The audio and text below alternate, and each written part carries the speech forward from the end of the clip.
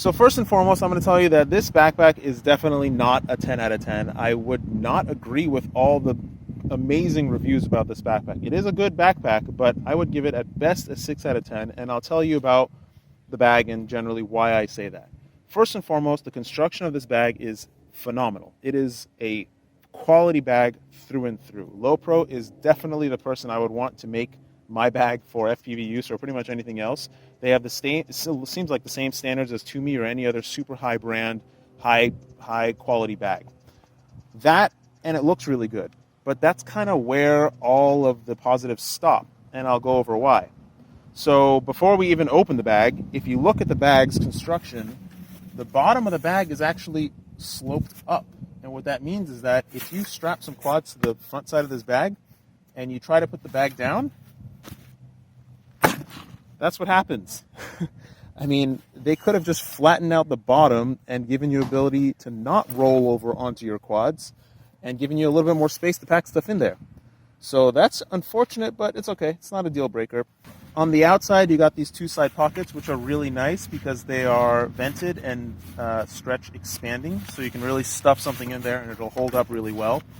And then you have these two straps on the side, which you can undo and kind of tie onto any of these things out here for holding on quads or doing whatever else. That's nice. That's kind of where that stops and this theme starts. So when you start opening these side bags, they're okay, but they're just a little tight. If you want to put something in there that's not as thin as a GoPro or something, it's not really going to fit. Yeah, so that's there. And then same issue with this side pouch. It's okay, not bad.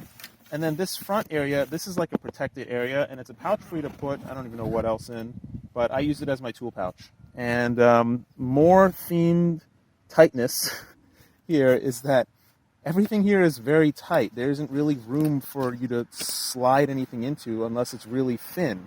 So you see I have my tools in here and everything, and I can't really fit anything more than my tweezers in these pouches, and these screwdrivers definitely won't fit in there or fit in these slide holes. So, I mean, that's just kind of unfortunate, but it's okay. I mean, my tools do fit. These are kind of all the tools that I need to do anything on my quad for now. And I think a soldering iron will fit in the side. That's fine. And then you get to the other main issue with this bag. This is not a hit it and quit it bag.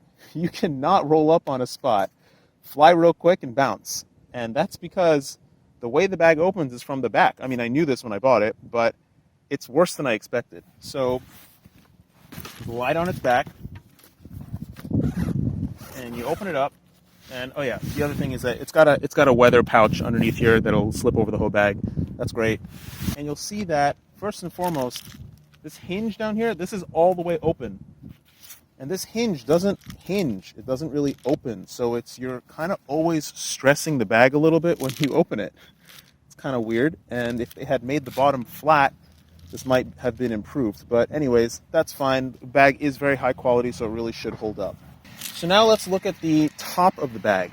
You've got a number of slots and pockets, but the same theme as the front of the bag. They're all so tight that you can't really fit anything into aside from like papers or something or SD cards. Like down here, I have put my screwdriver kit, my screw kit and things. And once I put that in, I can't even zip it shut. It's so tight. I won't even zip it shut, but like, it's just really unfortunate. I mean, there's room in the bag for a little bit more of a pouch, but I mean, they chose to make it really tight. Up here, these slots are fine. These are actually very useful. I don't know why this is here, but you could have put something here too. And same theme up here. I think this is really meant for SD cards. It's very tight. It's fine for SD cards. That's the door of it. So now we get into the actual base of the bag.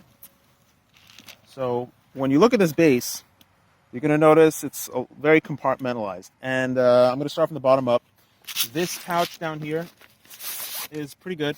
You can open it up. You can put tools or whatever in it. I'm going to use it as my prop bag because it seems to fit props kind of nicely. So that's good. I like it. And the space down here is generally okay. You can fit some stuff down there. It's not square like I wish it was, so you can't like really pack it, but this stuff fits there fine. The props are great. This general space is also very good. You can load up batteries and customize it however you like. That area is great.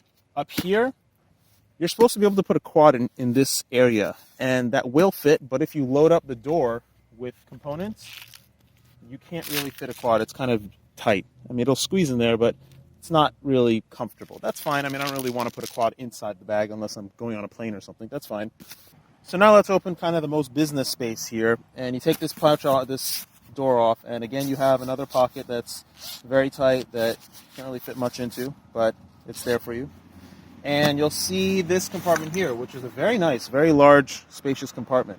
This is great because you can kind of customize the whole thing to fit all your gear. You can probably fit like a whole Connex setup and crazy controllers and whatever you need in there, which is fantastic. The controller space has this little pad here, which I saw other reviews say that this pad is really not made well to fit the Tyrannus controller because of this piece down here, but I disagree. I mean, the foam is soft enough that it just compresses, and the space for the controller is actually very nice and kind of, I think, is the best sized compartment in this whole bag. So you put this here, and then you just plop your controller down face forward, and you don't need any gimbal protectors or anything because the pad is protecting it already. It's very nice. You got some compartments up here for things, and then you have your space up here that's intended for your goggles. Excellent. It's all good. Put this door back on. You got some space up here for whatever you want to put there, charger or whatnot. You close the top of the bag, which I already had stuff fall out of. Close the top of the bag. Zip it up. And you got your bag. To sum it up, this isn't a bad bag. It's a very good bag. But where it fails is what we need it most to do. We need an FPV bag specifically to be able to carry our equipment efficiently and use it efficiently, where this bag is not. I mean, you cannot roll up on a spot, fly it for a couple packs, and bounce. There's just no way. To use this bag at all, you have to flip it over, open the straps, open the back hatch, undo the whole back, take out this compartment, and now you got a mess of stuff to clean up again. I mean, if security guard or someone's coming around, not that you do anything illegal, but if you do have to pack up quickly, there's just no way. You got to like throw everything in there, make sure it's all nice and set, and then put this piece back on, and then put this back on, and then make sure the zippers are all in, and zip it all back up, and then throw it on and bounce. So it's unfortunate. I really wish that this top section was accessible from the outside, and maybe the front section was a little bit more accessible. Just some zippers here so you can, open it and get to your batteries real quick or something. Or, I mean, not to mention batteries are a little bit dangerous. We don't really want them central inside the bag. There's no compartment here that's dedicated to batteries. I mean, with this quality of a bag, they could have had a dedicated lipo pouch somewhere on the side out here that's protected for your lipos. With all the tight pockets, they could have, given you an extra couple millimeters of space so you can actually fit a GoPro, fit a ground station, fit your external receiver or some kind of useful equipment instead of just like papers and SD cards. And we don't all carry papers and SD cards. It's really sad. I mean, it's such a nice bag, and they did such a great job on making it such a high quality bag, but they just missed the mark on usability for what we want it for.